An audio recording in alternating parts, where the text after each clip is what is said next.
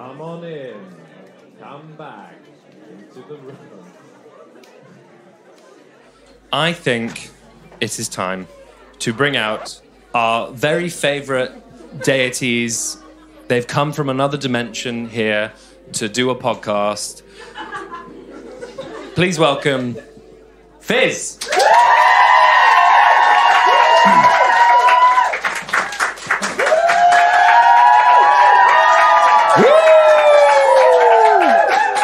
Hello, folks. Hello, Maya. How are we? How are we today? Yes, very good, thank you. Very good. Thank you for having us. Of course, thank you. Now, just to reiterate, I'm the mayor of FIZZVILLE, running for re-election. The gorgeous, precious deities known as FIZZ have finally descended upon us. Now, before we get into that, there are just a few bits of housekeeping. The first thing is graffiti. There isn't enough of it.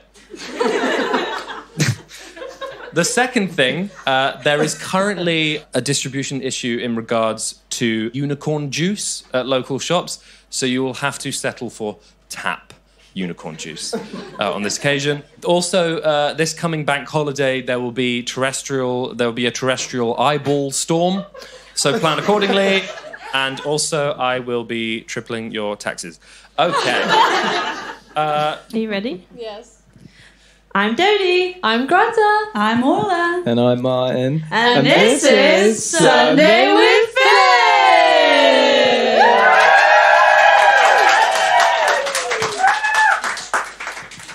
That was fabulous. Now, I'm going to ask these lovely people some questions. We're going to get a nice conversation going. While I do that, I would encourage as many of you who feel comfortable to also consider some questions that you might like to ask, because I will be passing the mic to you in a bit.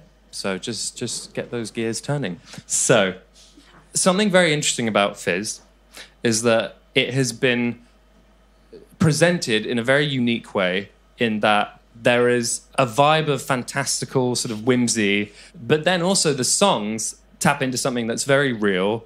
I'm very interested in how you have managed creatively to walk that tightrope and find that balance between the kind of whimsy and artifice and the realness. I have been rediscovering play in my late 20s, and it's something I really missed because I'm a big fan of imagination. And so I think it's only right to bring that into an artist project where we decided nothing is too serious. And I think you can all tell regarding the lobsters on stage that nothing is too serious. And crabs, sorry, of course. I think being in our late 20s, it feels very messy and chaotic, and we're kind of moving from being young people to young adults. And I think with that, there's a lot of confusion, and I think that comes up in the songs a lot of the time. We're like figuring it out as we go. It's very loud, it's very brash sometimes, it's confident sometimes, and then it's really not confident and vulnerable and sad. And I think that dial going back and forth is something that feels really true to me in my life. I don't know about you guys. I think what's nice as well, you talk about like the whimsy, which is obvious in the band, but we always talk about like being such huge fans of Wizard of Oz and Alice in Wonderland and a lot of Tim Burton films, and from like a visual perspective, I think what's really nice is these sort of flawed adults trying to like elicit some sort of joy and play in their work. There's a reason, I think, why we're so drawn to that, and why I think those references keep popping up in FIZZVILLE. There's like a bit of a wonk to it, which is, we're not kids anymore and we're trying to like play, but there's like a tinge of something wrong with it because it's a bit tragic. It is a bit tragic, yeah. It's a bit tragic. It's a bit uncanny valley. Beautifully put, Greta, thank you. When I first listened to the album, immediately I was struck by how sonically it really did sound like a fusion of all of your creative voices. Like, no song felt like distinctly one person's output. It felt like all four of you at once all the time. I guess I'm wondering, how intentional was that, and Was that something you talked about while making the album, or did it happen very organically? The whole thing is an escape for us, so it sounding like the sum of its parts was never that exciting to me. Even though sometimes it does, there's like a moment that feels very Greta, a moment that feels very Martin. But I think when we sing together, something happens where it's like so much bigger than four of us. There's some like weird religious culty ascension. Dodes, you sing like a mouse in your project. Bitch! Like a beautiful mouse, to be clear. I'm just from a pure volume level. We've been touring together for so long, and it's like every fucking audio engineer hates me. They're like, literally like, can you sing louder? And I'm like, no. I look at Dodie when we play the Fizz songs live, and we've only done that a few times. I look at Dodie, and she's like, she's like doing this unhinged, like feral, out of body. She's yelling. Her mouth is like, my mouth is so wide. Those are the moments where I'm like, this is so other, even for us. Not just how we present it to the world, but like even within our own lives and experiences of music. There's something about this that is just so different, and it just like brings out all this weirdness that maybe we just can't bring out in other places. I love that. So the fusion, I think, was like somewhat effortless, but very like needed. Yeah. And I think we moved towards it without even like talking about it, because I think we needed it to be different. That is so real. What we did have a chat about before we went to the studio was how we were going to leave our own artist projects at the door, right? We were like, let's just ignore everything that we have been for the past decade. And I think in doing that, it meant leaving behind quiet restrictions that I give myself, like what we're trying to say in our music whenever we release something. And what came out was very loud. I think when you've worked on your own music for so long, there's like an expectation of what it should sound like, who you are, how people want you to sound, what they expect of you. And obviously that's fine. But I think starting this band with you guys, because we know each other in other ways, you know, not just through music, we know each other around the dinner table, having a cup of tea, watching TV, playing games. I think there's a vulnerability and a safety there that when we do go into the studio, it's like, you don't have to be what you think you should be. You're just our friend, and let's like push you to the front. Let's put you on a pedestal and let you be whoever you want to be. There's like a safety there, which is not there in my project. I think taking up space in a band project where there's four egos, and like, bless us, we're all really humble, I think, and nice for how amazing we are.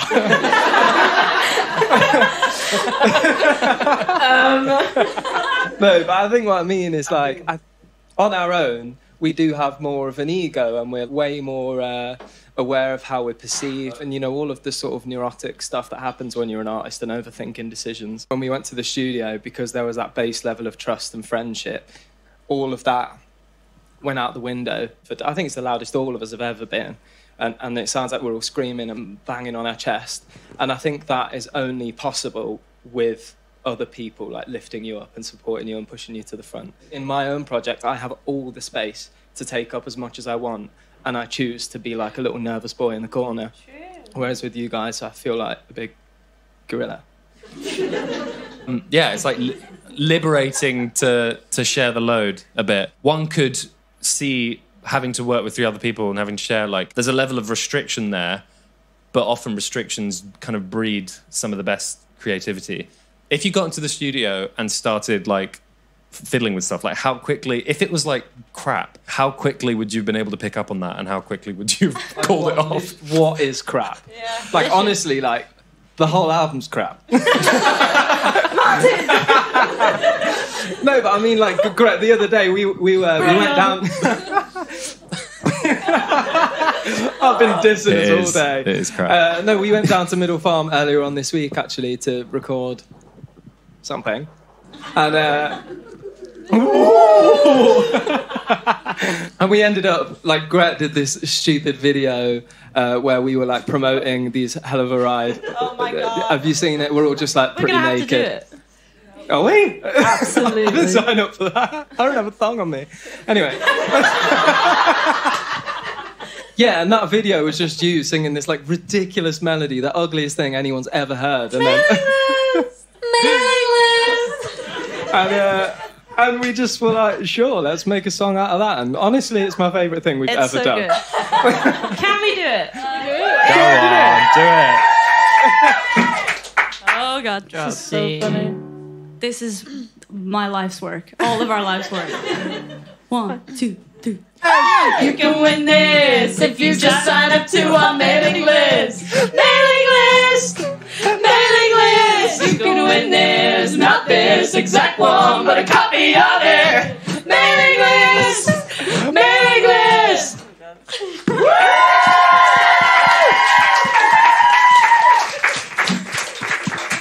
You're right. That was shit. It was crap. Yeah.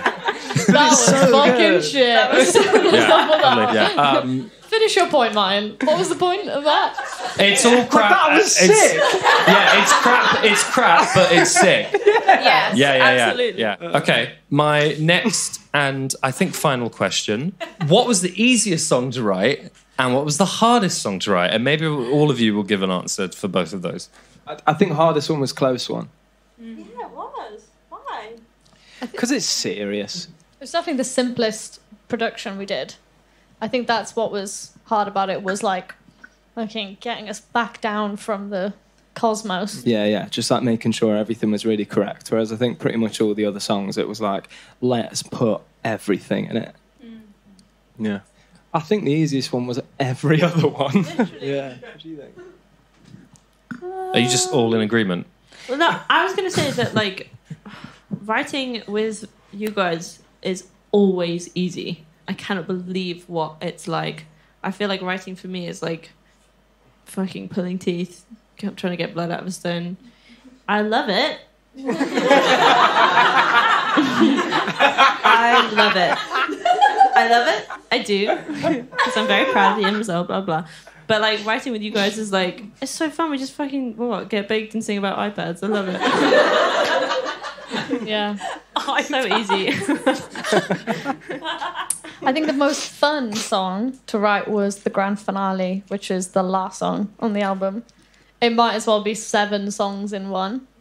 But I think with that one, it felt like the structure of songwriting had just like gone out the window, and we were just like following the vibe train.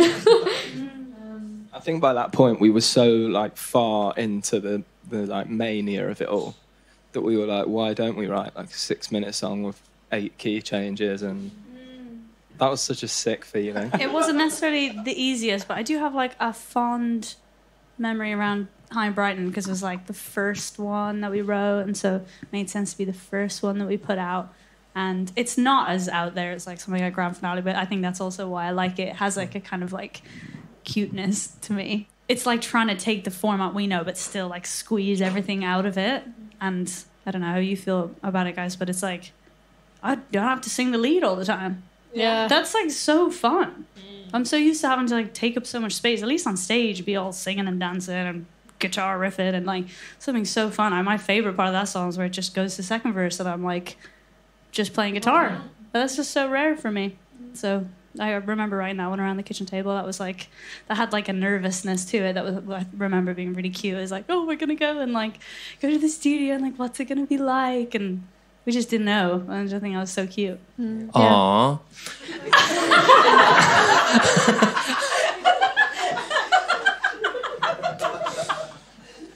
Now, you folks, ask some questions. Go for it. Hello. Hey. My name's James. Is it? Hi, how are you James. guys? Hello, James. Good, thank you. My question is, I heard that you guys describe your music as maximalist, and I just wondered what that means to you. I think kind of what we were saying just now, where when we were writing, the reason why it's so easy is because we just said yes to everything. And that means it's incredibly loud and incredibly stupid, but I don't know, maximalist. Yeah, it truly got to a point where we were like, let's put on another instrument and you can't even hear it. Yeah, Like, that's maximalist, I think. yeah. Yeah, I think it's just throwing everything and the kitchen sink at it and then not taking it away at the end. Give us another question. Yeah. Hi. Your birthday? Yes, it is. Happy birthday to you. What's your name? India. India, like the country. What? India. India. Country. Happy birthday to you. Happy birthday, dear India. Happy birthday to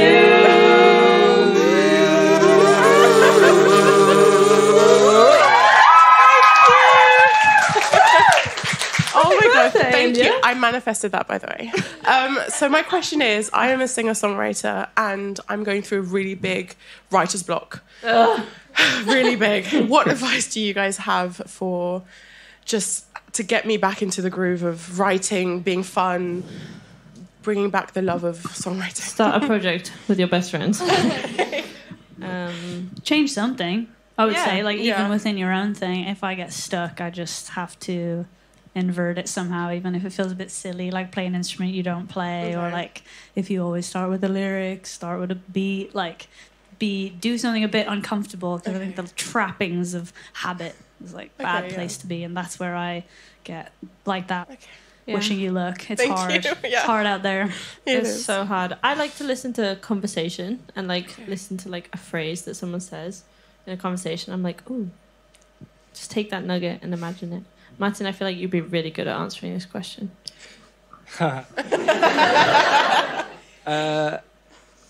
Yeah, my own personal experience of writer's block, which is all I guess anyone has to ever go off, is their own experience, is that it just never happens. Literally, Martin doesn't get I'm joking. Martin's so good at writing lyrics No, I think- and songs. Oh. You motherfucker. No, I think it has happened in the past, but I think it speaks to like your own sort of relationship with yourself and critique, and like what bar you're sort of setting for yourself. And if you feel like you are capable of a song that's 10 out of 10 and you keep writing 7 out of 10 songs, what happens is you just don't bother writing anymore because you're scared it's not going to be a 10.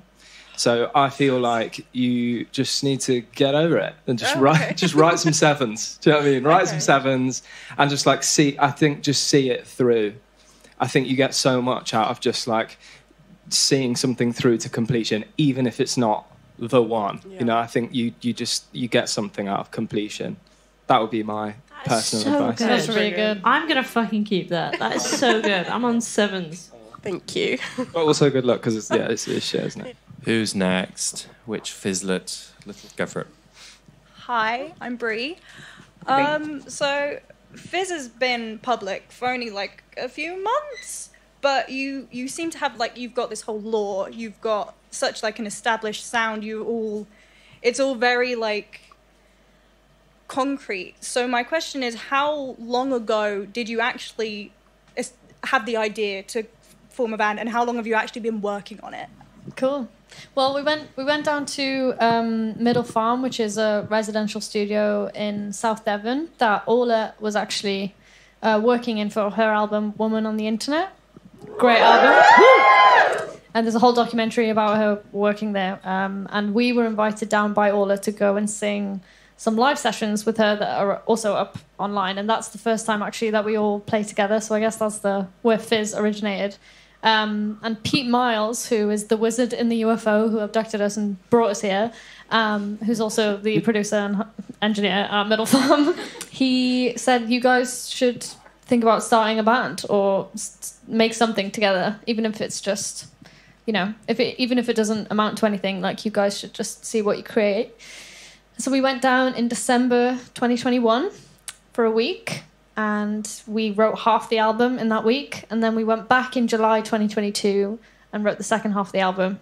Yeah, so we've kind of been planning it for a year and a half. I've always wanted to do something like very immersive. Yeah, it felt like the right time. Yeah, I think the visual world, although it wasn't in our minds when we made the music originally, the making of music was like an escape and a retreat. It felt like it should be of another world in like some direction. The conception of the whole thing came out of like a sort of anti-industry, sorry Decca. So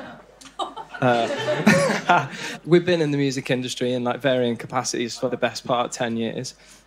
And I think all of us, to a degree, have just become really cynical and jaded from the whole thing. It feels like a lot of compromises, a lot of hoops you jump through. And like, I know in my own personal artist project, I ended sort of like just sort of shaving away at it until it just became more and more palatable. And I think the way music's consumed now, it's like playlist culture, and you're almost rewarded for being more normal, you know? Yeah, that was something that I'd always really resented, I think, that we weren't celebrating as a culture things that were cutting edge and new and different. So yeah, it just made sense when we just did something that felt new and different and fresh in its very conception, because it was like a revolt against against our own sort of artist careers. It made sense for everything about it, from the visuals to like how we've rolled it out. And this campaign is ridiculous, isn't it? It's so fast. We've got like a podcast, a song every 2 weeks, and it's been like really challenging, but I'm so glad we've done it, because it's just challenged everything that we thought was the only way you could do something. Trailblazers. Yo. Thank you, Mr. Mayor. Let's have another one. Hi, I'm Sam. Very nice to meet you. Hi, Sam. Hi. My question to you all, now you're in your late 20s, if you could give one piece of advice, or life advice, to your 19-year-old self, what would that be? Dump him. That's the teen, I'm joking. Probably like trust yourself, probably. Trust your gut. Yeah, and like, don't apologize for taking up space. I feel like I'm still fighting the like no worries if not girly within me. But at 19, I was that to the max. It's so annoying. So like, I don't know. Yeah, I'd just be like, don't apologize for existing. I would say it's such a cliche, because you hear it from adults all around you when you are 19, and it doesn't make things feel any better. But what I would want to say is, like, you're supposed to be a mess. You're supposed to not know. That's it, really. And, like, allow yourself that. Give yourself the grace of, like, figuring it out and fucking up and feeling trapped and not knowing how to get out of it. Because, like, you're not supposed to know yet. You're supposed to go through that very time period that you are right now to learn, and then to, like, be able to do it at 28. So, yes. Yeah, I think you've only really got your own sort of gut and what feels right, especially when you're like an artist, and all we're trying to do is express ourselves. So the idea of anyone coming along and telling you how to do that just doesn't make sense. Just do you, man. Another question? Hi. Oh, sorry. Oh, my God, sorry. Long-time listener, first-time caller. Hi. So you've got strawberry jam on a Sunday with your friends. Preach. I want to know what your favourite, weirdest toast topping combo is. Oh my God, a great question. I know Dodie's. Bananas and pesto. Disgusting. That's gross. That is gross. Very good. I would try it though. It's so good. Just try it. It's the perfect snack. But if I don't have any bananas or pesto to hand, butter and Marmite. It's not weird, but it is delicious. Toast, butter, Nutella, salt, and honey. Motherfucker, that is so good. Just peanut butter and jam. It's not that weird, is it? You put all sorts on. You're talking mayo, aren't you? Oh, peanut butter, sriracha, and mayo. Yeah. No. Oh no. It's good. Wow. It's good. Why am I making that face? I make fucking pesto and... Who's next? Oh, yes. Thank you. Just wanted to say, loved the album so much. It felt like an out-of-body experience to listen to this after seeing Boy Genius yesterday, and all I saw you were there, and I hope you also had a really good time. I guess what my question is I kind of imagine working with my friends, and as insane as we all are, I can kind of see the dynamics and vibes of our group changing. I wondered, since you've started your project, if you've kind of felt that shift in vibes or dynamic? Yeah, definitely. I think, like... we share a lot of roles as friends. We live together, some of us, we've been working together on different projects. I think working together will open up doors that you didn't know about each other, and that is a beautiful thing, but it's also really interesting. And I think the main thing is you discover a lot about yourself in a working environment, and you learn more about your own boundaries, and also like buttons that can be pressed that you didn't know that were there. And I think it's really interesting and really useful information. And I would not want to be going through this with anyone else but these guys, literally, for sure. Yeah, I totally agree. It feels dense with learning.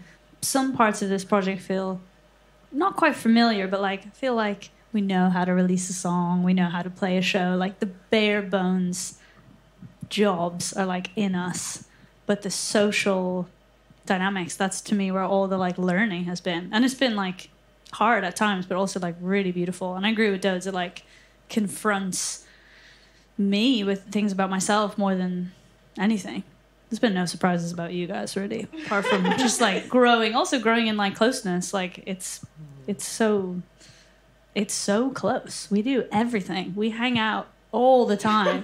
But my favorite thing is that even if we've got a really hard day and we're talking about challenging work stuff, and we've basically, it sounds really unsexy, but we've basically started like a business together. You know, that's not like why you do it, but those are the kind of boring, unglamorous things that come up. And like, for me, what I love is how even if we have a really hard day of work, like we still want to hang out at the end. Like my eyes be like hanging out of my head. I'm so tired, and I'm just like, you guys want to get baked and play the hide and seek game? Yeah. Play the weird blindfold game. Like, I just think that's so.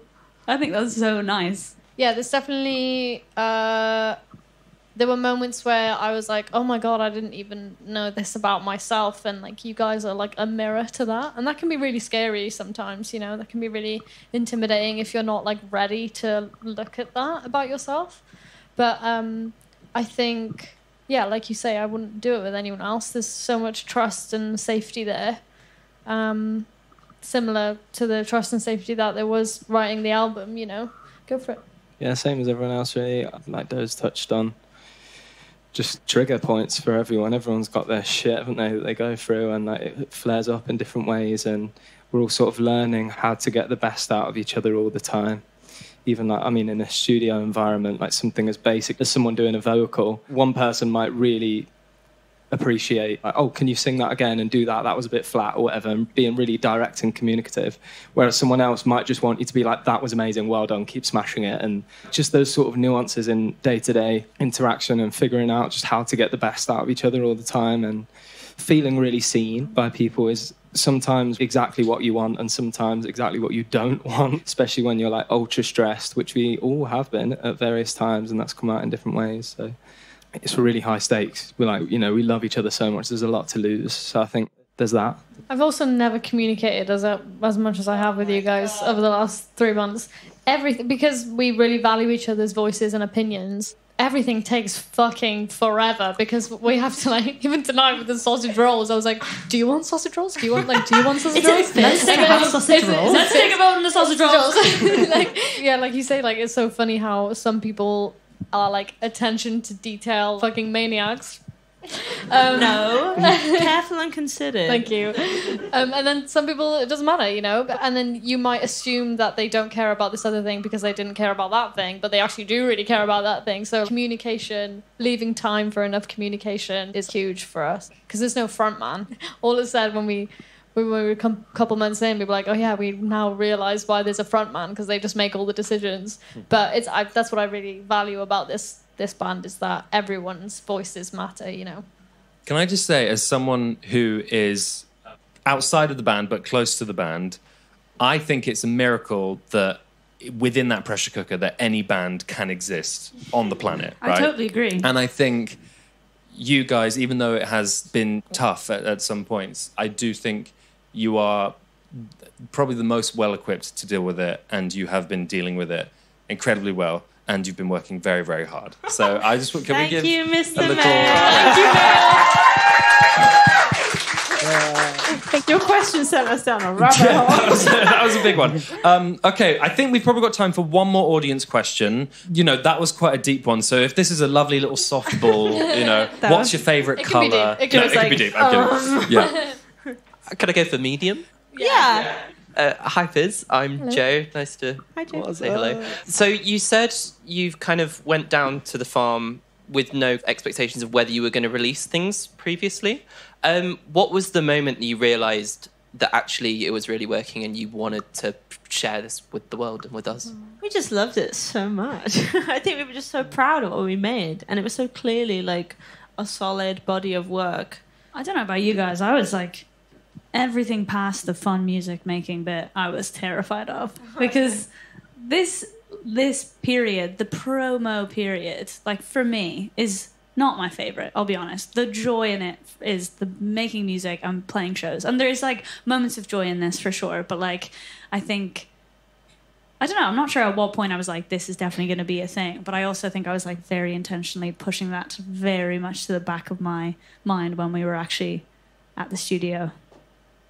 I knew it would come because I wanted people to hear it. But like, I was also enjoying it just being ours for a while was also really, really fun. Magic. Yeah, I remember saying like, even if we didn't do anything with it, we should do this every year, because that's how magic it felt. We were like, this is so special. Yeah, I think Middle Farm is such a special place as well. Music aside, the culture that Pete, the producer, has made there is so magical.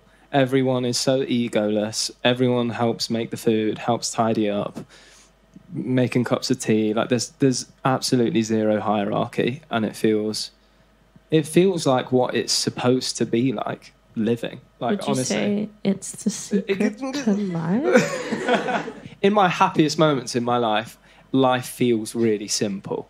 So I'm here with my friends, I'm eating food, we're singing a song, having a drink. Isn't that just lovely? We're just having a nice time. There's nothing more complicated about it. Yeah, so for me, that was all I really wanted, was to just do that. And even if we had it on a hard drive forever, it would be our little thing that we could just do. Yeah. But here we are, a podcast. That was a great final question. Thanks so much. Now, I don't know why my voice... Before we leave... Did anyone listen to the Hell of a Ride podcast episode?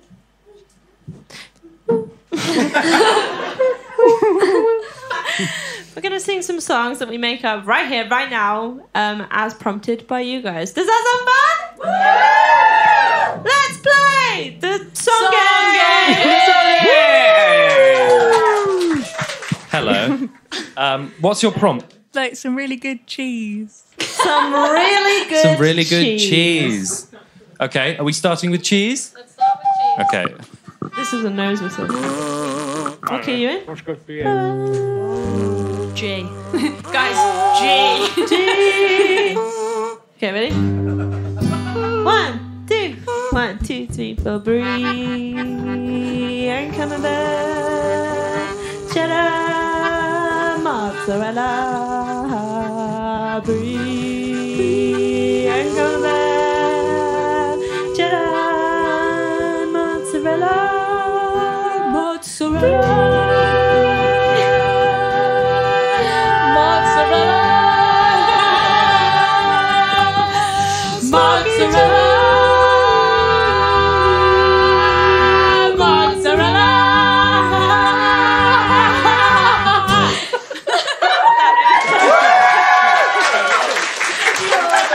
That was amazing. That was giving Mumford and Sons.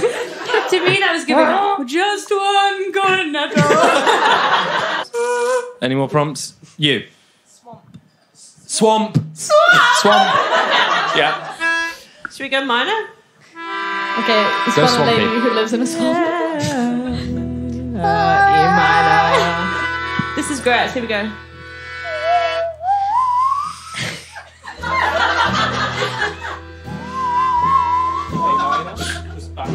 Oh my god, yeah.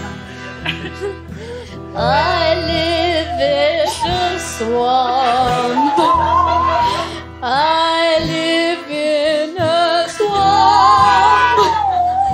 I live in a swamp. She lives in a swamp.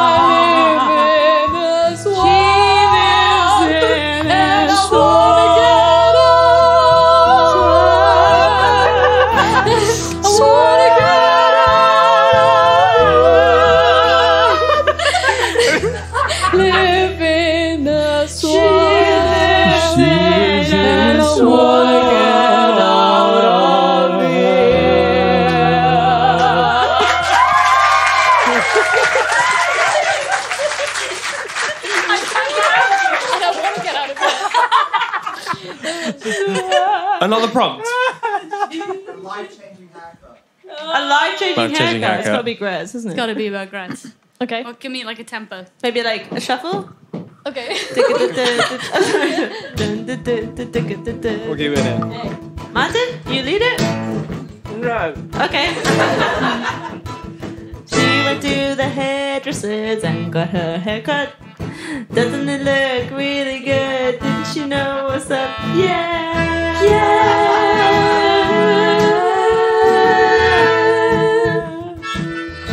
It's your verse. I've got short hair now. I've got short hair now. Yeah! I've got short hair now. Yes, I've got short hair now. Everybody! She's got short hair now. She's got short hair now. She's got short hair now. She's got short hair now. Short hair.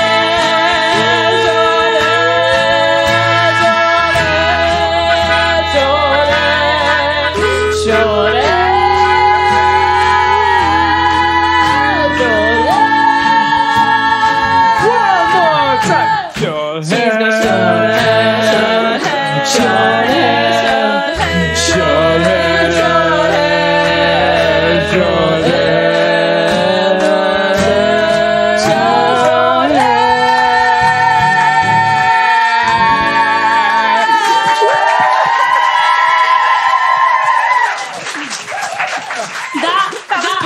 That was a bit Mozzarella. It had a similar. It's definitely on the same EP. Every song's one word. Swamp. Okay. Swamp. Swamp. We're so good at lyrics. Exquisite. I think we've probably got time for 2 more prompts. let's Therefore, go. 2 more songs. I'm coming to you. Hello. Hi, I feel very important. When Stop laughing.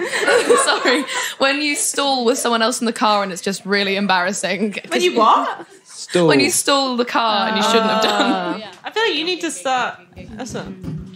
This kind of vibe. Go on, you go on, OG. Yeah, just start. Okay. Open up the fucking pen. I thought I knew how to drive. I thought I knew how to drive, but now my friends are really embarrassing. They're sitting in the backseat. Oh, I thought I knew how to drive, but I just stalled. She just stalled. She just stalled. She just stalled. Okay, Martin, take a verse. Come on. She thought she knew how to drive, but she didn't know how to drive. Still, she was driving my car and then she stalled. Oh no!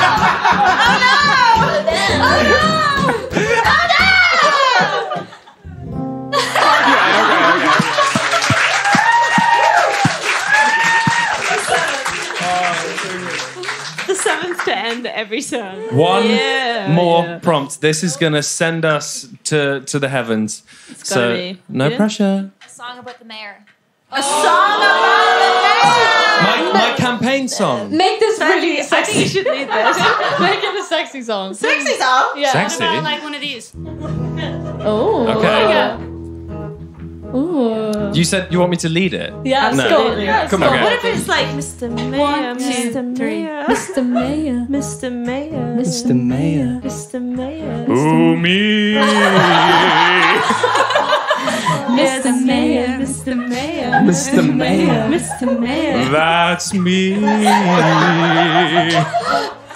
Mr. Mayor. Mr. Mayor, what's the news, Mr. Mayor? Good policies. Mr. Mayor. Mr. Mayor. Mr. Mayor. Mr. Mayor, Free money. Mr. Mayor. communism, Mr. Mayor, Mr. Mayor. Mr. Mayor, Mr. Mayor. yes, sir, Mr. Mayor. I'm not corrupt. Mr. Mayor. Songs are meant to like do different things, right? Yeah, like sections and stuff. Okay, That's one way of putting first it. verse. Okay. Chorus. One, chorus. Chorus. Two. I'm the mayor, yes I am, and I can do things for you. He's the mayor, he's the mayor, he's the mayor, and he can do things. Kissing babies, going places, being on TV and cashing checks. Kissing babies? He's the mayor, he's the mayor, he's the mayor, and he can do things. But in my heart, I have a longing. Why are you so good? For higher office than this. I want to be the president and maybe one day the king. But for now I'll settle for this humble little job of mine. 1, 2, 3, 4. Mr. Mayor, Mr. Mayor, Mr. Mayor, and he can do things. Yes, I can. Yes, I can. He's the mayor, he's the mayor, he's the mayor, and he can do things. Lots of things. Lots of things. He's the mayor, he's the mayor, he's the mayor, and he can do things. He's the mayor, he's the mayor, he's the mayor, and he can do things. Vote for me.